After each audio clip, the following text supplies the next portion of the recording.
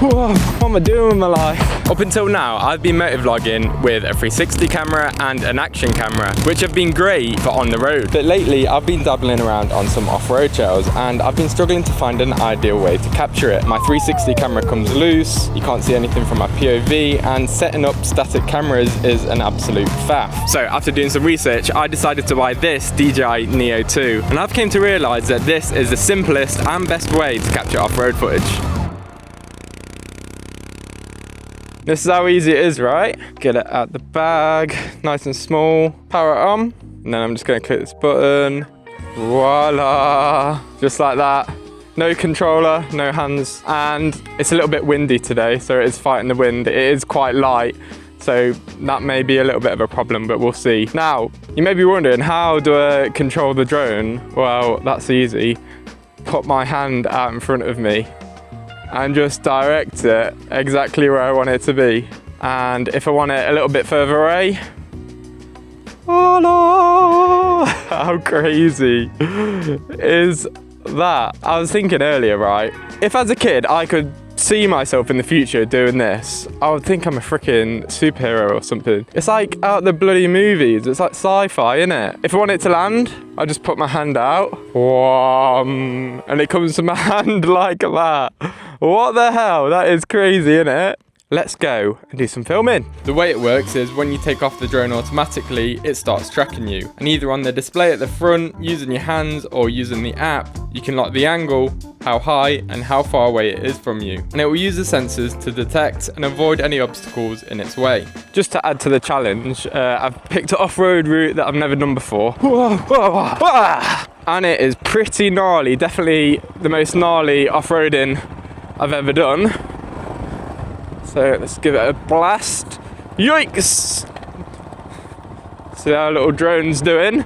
Now you may see that I've actually got a little monitor on my phone. The reason I've got that is just in case, you know, I lose it or anything, because I'm trying to focus on off-roading.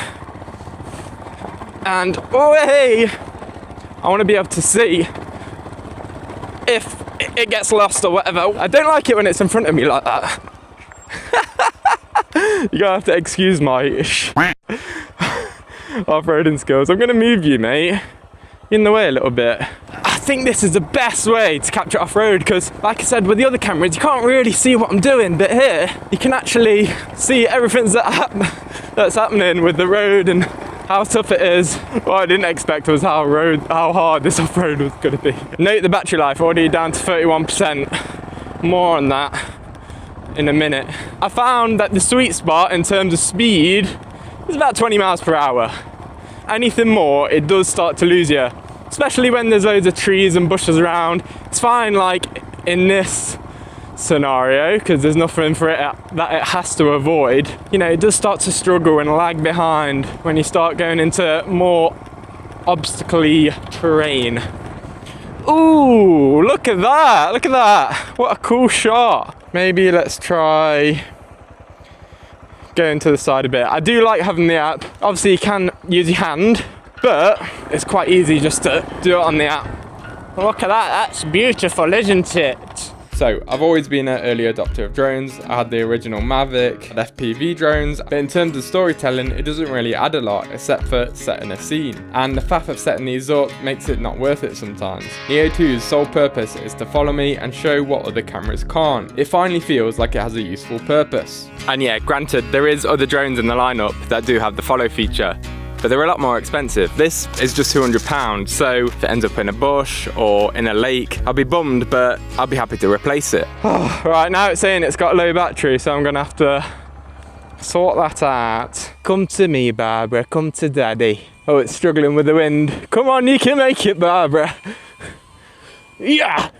So, batteries, they say they last about 19 minutes. I mean, I've only been recording on the GoPro for 15 minutes, so probably because the wind, you can take this out. Now I got the Fly More combo, and I got 2 extra batteries.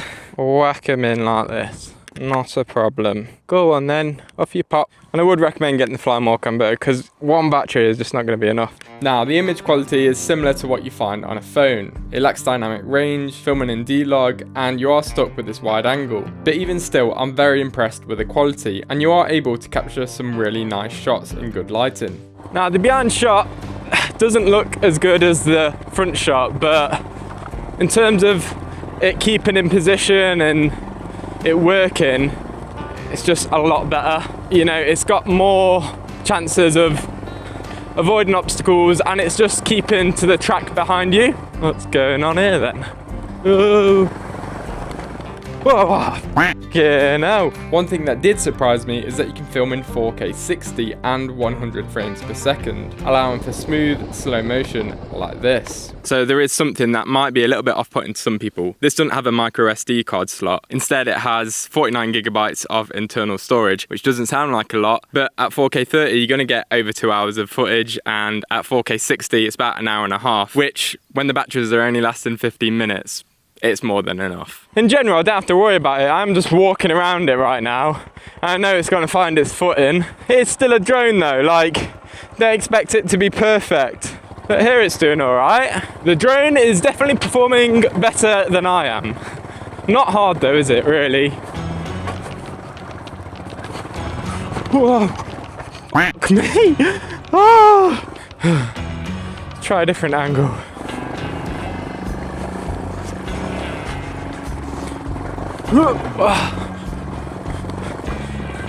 Now this is some proper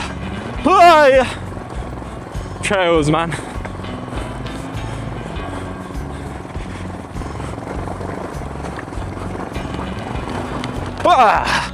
Wow, this looks daunting. This is what it's made for though. This is kind of turned into a look how bad Adam is at off-roading video.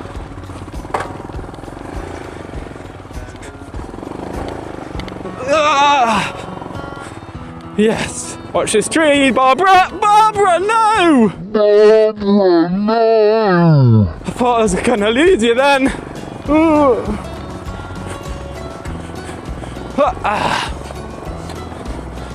Oh, I'm tired. This is tiring, man.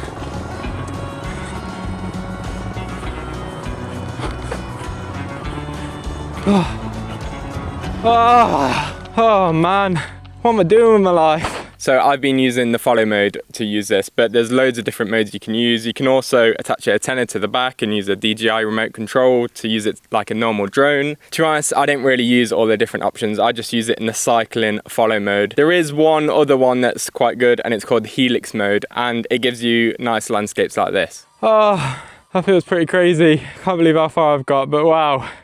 I'm looking up there and I'm thinking, it does not get much easier. Do I head back or do I carry on? I'm gonna carry on. Oh, why have I got a bag, man? This makes things 100 times worse. Yeah, when you got your gloves on, it's a bit harder for it to land as well. I have to take my glove off.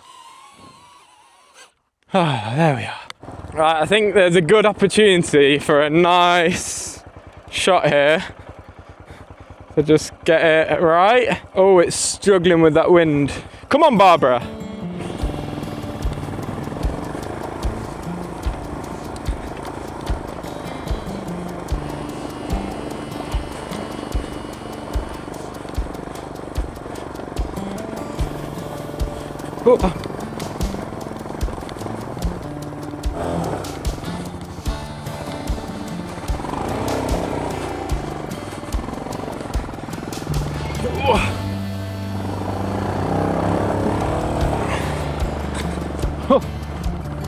Oh.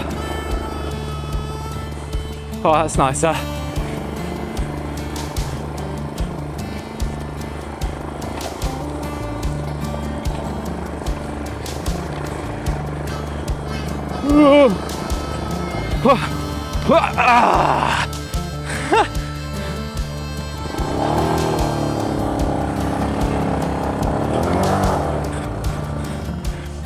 Am I going to need a new clutch after this? I think I am, you know.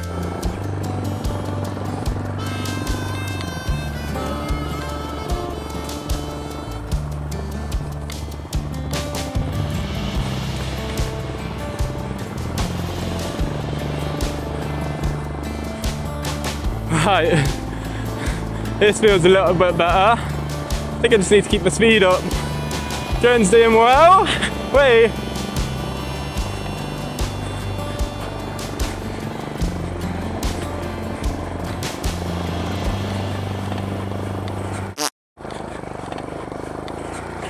Oh, it's crashed! Now when you inevitably crash the drone, there is a mode so you can make it beep so you can try to find it. And I have used this feature before, but this time I had a little problem. Disconnected, that's the only problem. This is the thing with drones. No matter how good the drone is, this is what happens. Oh, it's connected. Right, look, there's a button you can do, settings, there is a way. After going through all the menus, I couldn't find a beeper, which is weird because I'd used it before. It's supposed to be under the settings and then safety, but it just wasn't there and I have no idea why, and till this day I can't find it. Luckily, because the ground was quite flat, I did manage to locate the drone. This is way harder than it should be. Anyway, I found it, but that's sharp. Oh, that's very sharp. There is a beeper you can do to try locate it. You can find it on GPS and stuff, but didn't want to work. So overall, there are a few cons, but for the price point, they're almost not worth mentioning. They're more like realities because nothing is perfect. It's still a drone, it's still going to get lost, hit trees, and I've already had to fish it out of a hedge. The camera is small and it's not a large sensor, and it's not going to be the best quality compared to the bigger drones, but it is still decent enough to get what you need.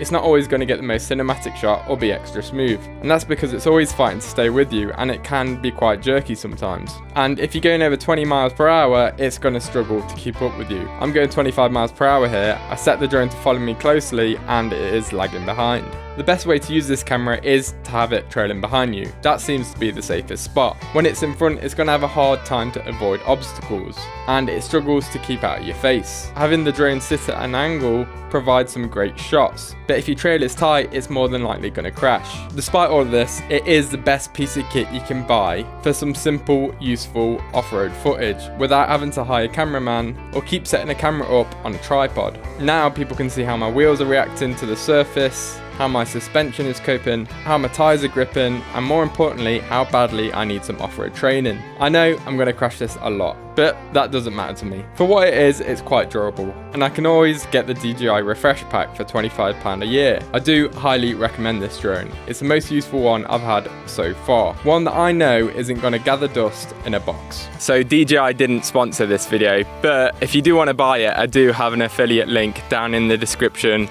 along with affiliate links for all the gear I use. And if you do want to see how I use all my gear, I do have a full Motovlog video explaining how I use it. Click this window here to watch that. And if you want to subscribe to the channel, click on my big fat face here. Thanks for watching.